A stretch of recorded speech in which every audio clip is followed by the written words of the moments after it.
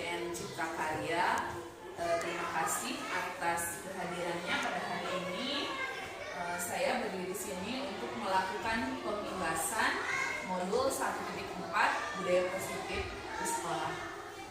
Mudah-mudahan apa yang akan kita pelajari hari ini, kita sharingkan hari ini dapat bermanfaat untuk kita semuanya. Yang akan kita bahas pada kesempatan kali ini ada 5 hal, yaitu yang pertama, disiplin positif dan nilai-nilai kebajikan universal. Kemudian teori motivasi, hukuman dan penghargaan, keyakinan kelas, kebutuhan dasar manusia, dan restitusi. Pada restitusi nanti ada 2 hal yang dibahas, peran posisi kontrol guru dan segitiga restitusi.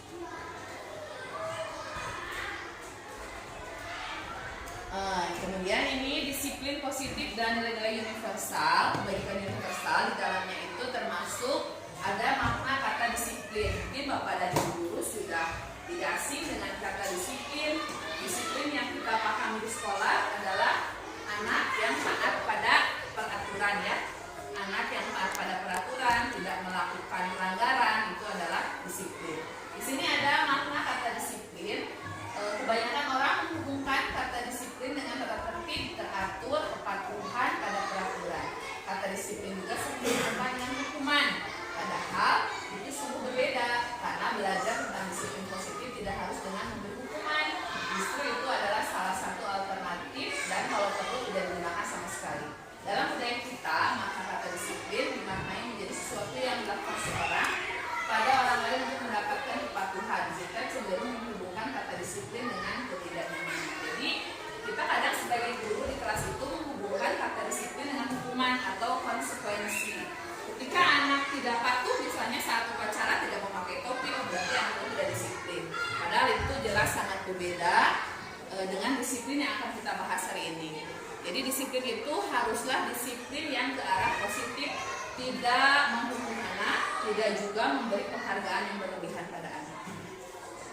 Bapak pendidikan kita, Ki Hajar Dewantara, menyatakan bahwa di mana ada kemerdekaan, disitulah harus ada disiplin yang kuat.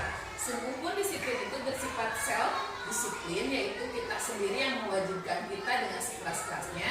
Tetapi itu sama saja, sebab jikalau kita tidak cakap melakukan disiplin diri, wajiblah penguasa lain mendisiplinkan kita. Dan peraturan demikian itulah harus ada di dalam suasana yang merdeka. Jadi di sekolah itu memang harus ada disiplin, harus ada peraturan yang membuat anak itu belajar dan bertindak yang benar, tetapi tidak harus dengan hukuman yang kita terapkan kepada anak, tetapi dengan memberi mereka motivasi pada dirinya untuk berbuat kebajikan.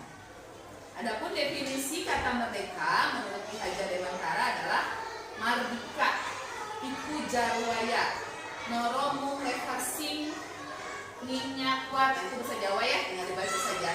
Jadi artinya pemikiran Ki Hajar Dewantara ini sejalan dengan pandangan Dian Gostan dalam bukunya Restruction School Discipline tahun 2001. Beliau menyatakan bahwa arti kata law dan disiplin berasal dari bahasa Latin yang berarti belajar.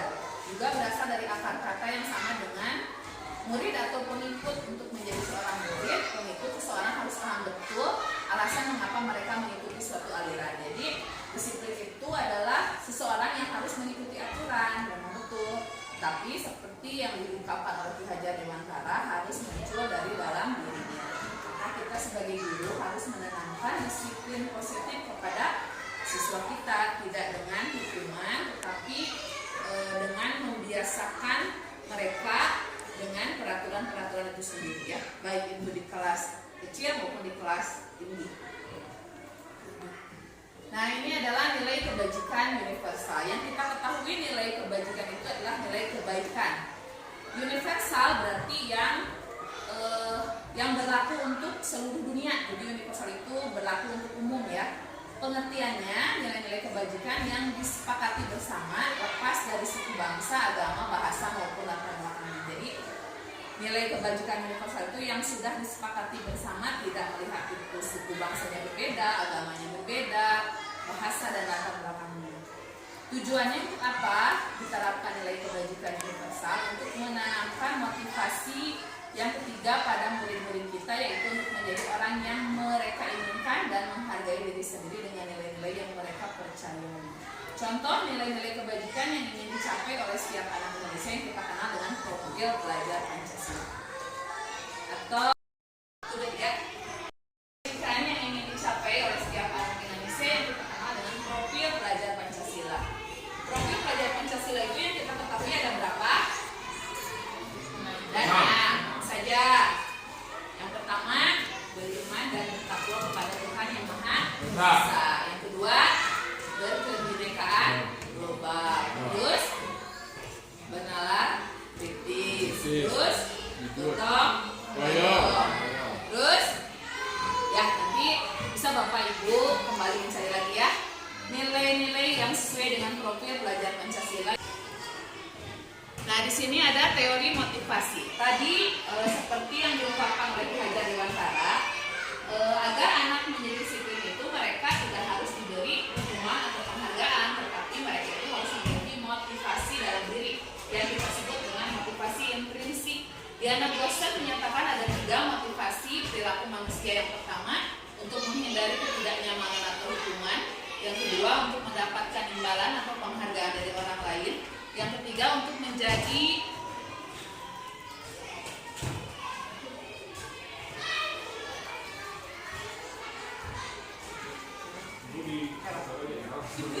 motivasi yang diungkapkan oleh Diana Grosset menyatakan ada 3 motivasi perilaku manusia. Yang pertama, untuk menghindari ketidaknyamanan atau hukuman.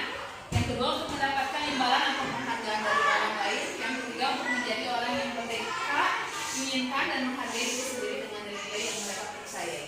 Jadi kita bisa menyimpulkan diri kita sendiri kalau kita diberi perintah oleh kepala sekolah untuk mengikuti misalnya bintek atau diklat, kita ada motivasi yang mana? Motivasi yang ke-1 untuk menghindari ketidaknyamanan atau hukuman. Misalkan kalau tidak ikut nanti paling cirian sama kepala, atau nanti bagaimana sama kepala kalau tidak mau. Atau yang kedua, untuk mendapatkan imbalan, nanti kita akan kasih transport misalnya, atau apa itu berarti mendapatkan imbalan. Atau yang ketiga, untuk menjadi orang yang mereka inginkan dan menghargai diri sendiri dengan nilai-nilai yang mereka percaya. Atau kita ingin mendapatkan ilmu dan pengalaman dari bintek tersebut. Nah, itu adalah teori motivasi yang bisa muncul dari seseorang. Nah, setiap siswa juga ketika mereka belajar atau melakukan sesuatu di sekolah pasti memiliki motivasi, ketiga motivasi ini. Nah, yang harus kita tanyakan kepada anak adalah motivasi yang ketiga, untuk menjadi orang yang mereka inginkan. Jadi mereka menjadi orang-orang yang merdeka, tidak harus diberi imbalan dan tidak harus menghindari dari ketidaknyamanan atau hukuman.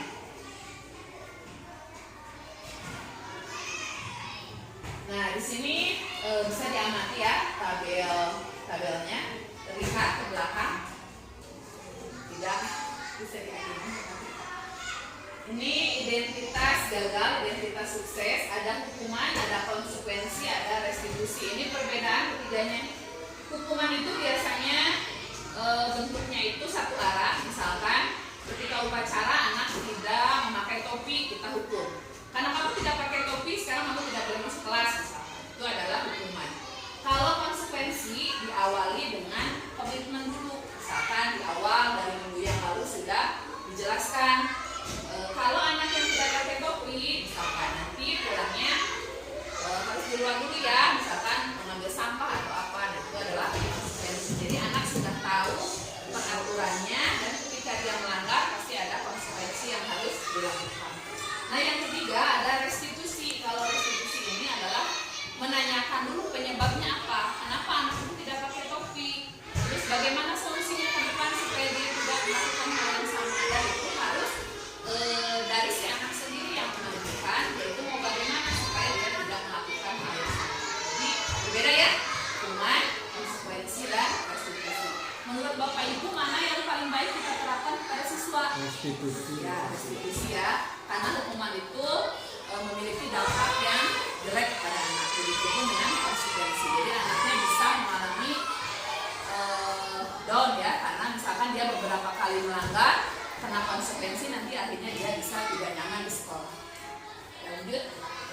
Nah, ini juga sama, hukuman itu sesuatu yang menyakitkan harus terjadi. Sedangkan konsekuensi sesuatu harus terjadi dan restitusi merupakan pilihan. Jadi anak itu bisa memilih apa yang harus dia lakukan. Nah, sekarang untuk melatih kita tadi tentang perbedaan hukuman dan konsekuensi, di sini ada tindakan guru. Yang pertama, mencatat 100 kali di dalam buku kalimat saya tidak akan terlambat lagi karena terlambat ke sekolah. Menurut Bapak Ibu itu hukuman atau konsekuensi? Hukuman. Yang kedua, lari mengelilingi lapangan basket 2 kali karena terlambat hadir di sekolah. Hukuman. Membersihkan coretan yang dibuatnya di meja tulis. Konsekuensi ya, karena di awalnya sudah diberitahukan. Terus murid diminta untuk push up 15 kali karena tidak menggunakan masker. Menggantikan kertas tugas teman yang telah dicoret-coret. Konsekuensi. Berjemur di lapang basket pukul 12 siang karena mengobrol dengan teman. Murid diminta bertelanjang kaki sepanjang hari karena tidak menggunakan sepatu warna hitam sesuai peraturan. Hukuman, ya. Karena itu satu arah, jadi langsung diberikan kepada siswa. Ya, lanjut.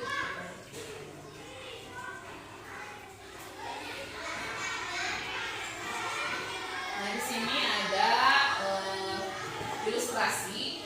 Iva kurang menguasai pelajaran matematika sehingga pada saat pelajaran tersebut berlangsung dia lebih banyak berdiam diri atau menggambar di buku pelajarannya. Pada saat guru matematikanya Pak Seno menanyakan pertanyaan Iva menjadi gugup dan tak sengaja menjatuhkan tasnya dari kursi, serta tiba-tiba menjadi gagap pada saat berupaya menjawab. Seluruh kelas pun tertawa melihat perilaku Iva yang bicara tergagap dan terkejut tersebut. Pak Seno pada saat itu membiarkan teman-teman Iva menertawakan Iva yang tergagap dan malu luar biasa, dan malahan minta Iva untuk maju ke depan dan berdiri di depan kelas sambil menunjuk hidung karena tidak bisa menjawab pertanyaan Pak Seno. Kelas makin gaduh dan anak-anak pun tertawa melihat Iva di depan kelas memegang ujung hidungnya. Menurut Bapak Ibu, apakah setuju dengan tindakan Pak Seno terhadap Iva? Setuju atau tidak? Boleh Bu Dewi, kenapa tidak setuju?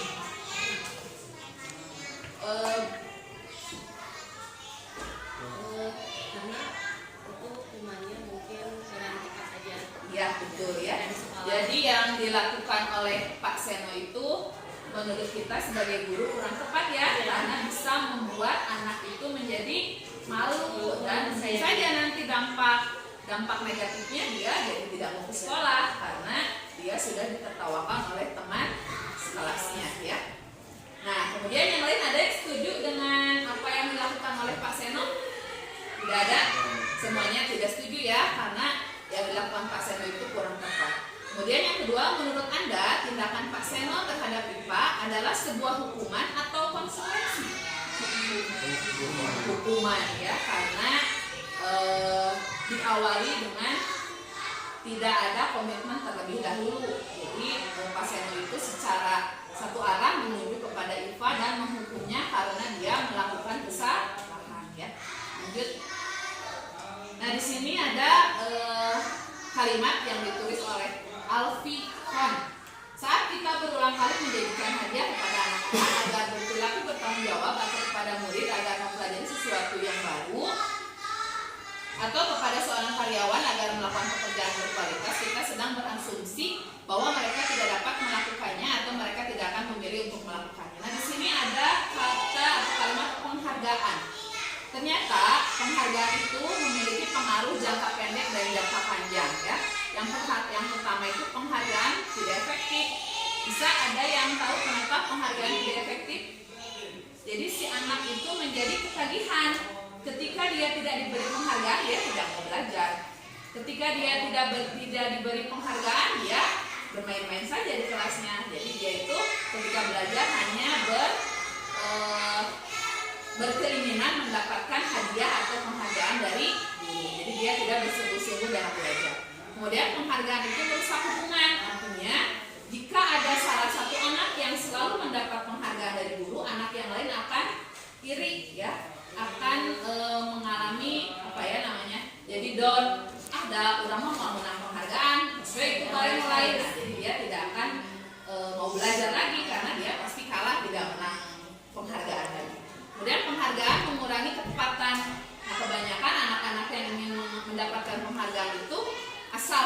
jawabnya atau dia tidak bersungguh-sungguh dalam belajar, jadi mengurangi ketepatan.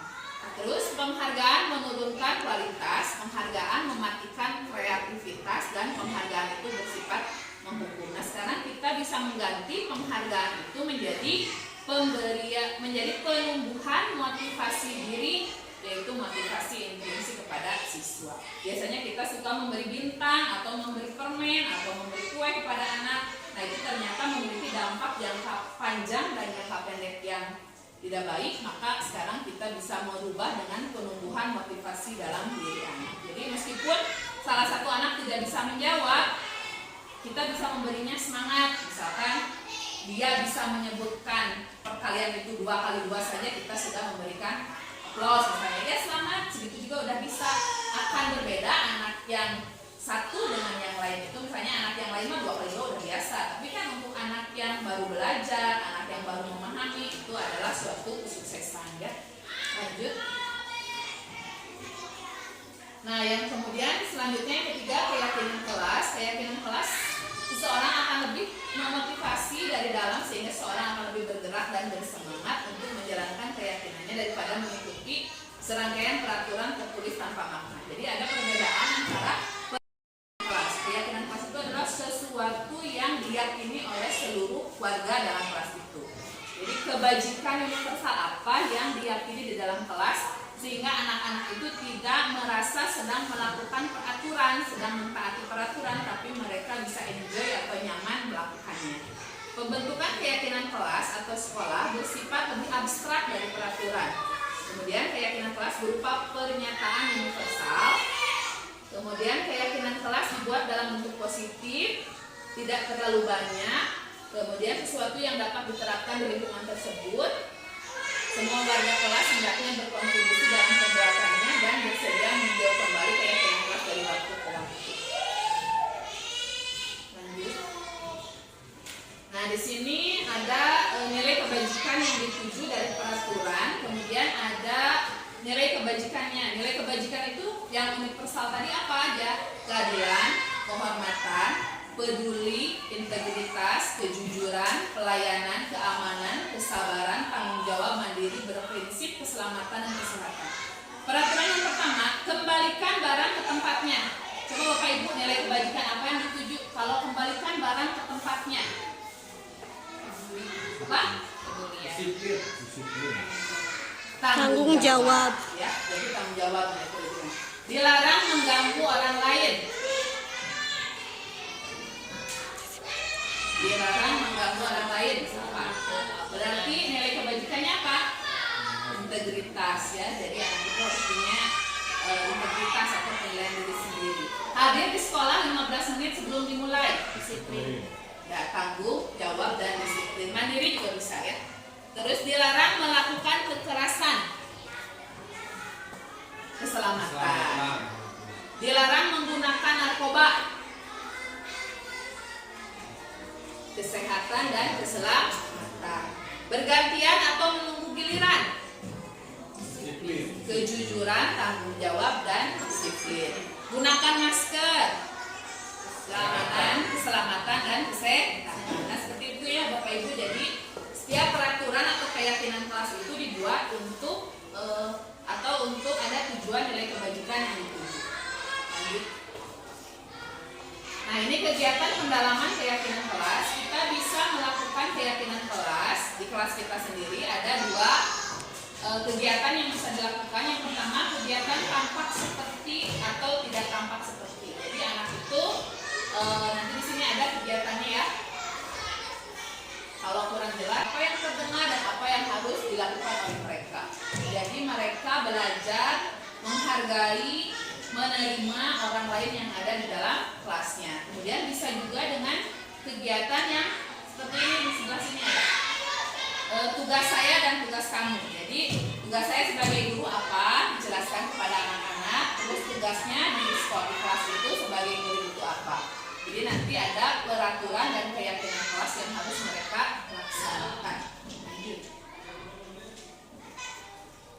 Nah, ini kemarin kita sudah melihat ada video tentang posisi kontrol guru. Ada 5, ada yang tipe penghukum, tipe pembuat merasa bersalah, sebagai teman, pemantau, manajer. Menurut Bapak Ibu, mana yang paling baik kita perankan sebagai guru di sekolah? Ya, sebagai manajer ya, seperti kemarin yang sudah kita lihat videonya. Lanjut. Nah, ini ada langkah segitiga restitusi juga yang kemarin sudah kita sharingkan. Jadi ada 3, ada stabilitas identitas, ada validasi tindakan yang salah, dan menanyakan keyakinan. Nah, mungkin seperti itu Bapak Ibu yang bisa disampaikan hari ini. Untuk videonya kemarin sudah kita bahas dan sharing juga. Apabila ada pertanyaan yang Bapak Ibu tidak pahami, boleh ditanyakan. Ada yang perlu ditanyakan? Alhamdulillahirrabbilalamin, kegiatan penimbasan hari ini sudah selesai kita laksanakan. Terima kasih kepada Bapak Ibu Guru dan Cipta Karya atas perhatiannya. Mudah-mudahan apa yang kita bahas dan kita sharing hari ini bisa bermanfaat untuk pengembangan diri kita sebagai guru dan membuat anak-anak kita menjadi lebih baik lagi, lebih sukses lagi ke depannya. Amin ya rabbal alamin. Ya, tadi kita sudah menyaksikan posisi kontrol yang harus diperankan oleh guru. Sekarang kita akan menyaksikan penerapan segitiga restitusi.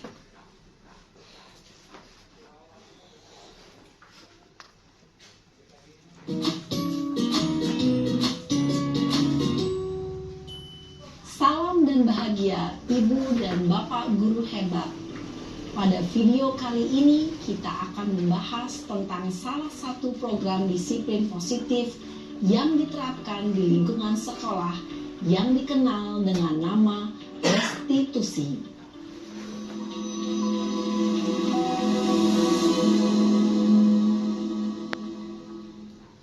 Restitusi dikembangkan oleh pakar pendidikan Diane Gosson, berlandaskan pada teori kontrol Dr. William Glasser. Segitiga restitusi adalah suatu proses dialog yang dijalankan oleh guru atau orang tua agar dapat menghasilkan murid yang mandiri dan bertanggung jawab. Pada saat guru di posisi manajer, aspek yang dikembangkan pada murid adalah motivasi intrinsik, sehingga penanaman nilai-nilai kebajikan dapat tumbuh dan berkembang menjadi suatu kebiasaan positif yang akhirnya membentuk karakter murid. Proses dialog ini terdiri dari 3 langkah yang digambarkan pada ketiga sisi pada segitiga restitusi. Sisi pertama adalah menstabilkan identitas. Sisi yang kedua adalah validasi tindakan yang salah. Dan sisi yang ketiga adalah menanyakan keyakinan. Ibu dan Bapak Guru, berikut ini akan ditunjukkan bagaimana seorang guru berada dalam posisi manajer menggunakan penerapan segitiga restitusi.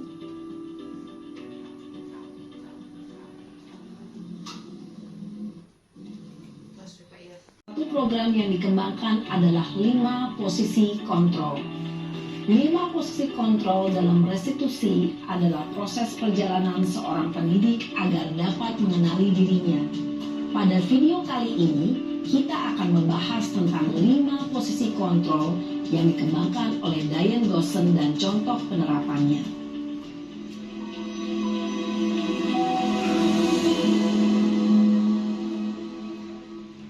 Lima posisi kontrol itu adalah 1. Posisi penghukum. 2. Posisi pembuat merasa bersalah. 3. Posisi teman. 4. Posisi pemantau atau monitor. Dan 5. Posisi manajer. Untuk lebih memahami kelima posisi tersebut, mari kita saksikan kasus Naren yang terlambat hadir 20 menit di sekolah dan melihat bagaimana kelima posisi kontrol dalam menghadapi masalah tersebut.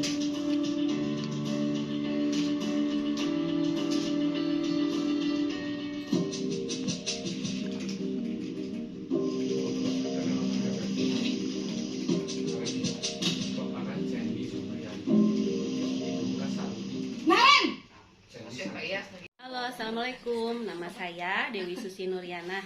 Saya bekerja di SDN Cipta Karya. Saya bekerja dengan Ibu Rani SPD selama kurang lebih 4 tahun. Sekarang saya akan memberikan komentar berdasarkan video yang telah beliau tampilkan. Yang tadi video pertama yaitu membahas posisi kontrol guru.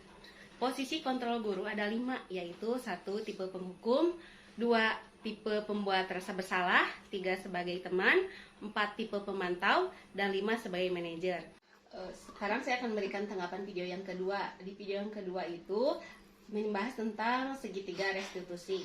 Segitiga restitusi ada 3 tahapan. Yang pertama yaitu menstabilkan identitas, yang kedua validasi tindakan yang salah, dan yang ketiga menanyakan keyakinan. Siswa yang melakukan kesalahan tidak boleh langsung dihukum, tapi guru memanggilnya langsung, melakukan pendekatan secara langsung, kemudian menanyakan masalahnya apa, sehingga guru bisa tahu apa masalah yang sedang dihadapi oleh siswa tersebut dan mencari solusinya secara bersama. Terima kasih. Wassalamualaikum warahmatullahi wabarakatuh.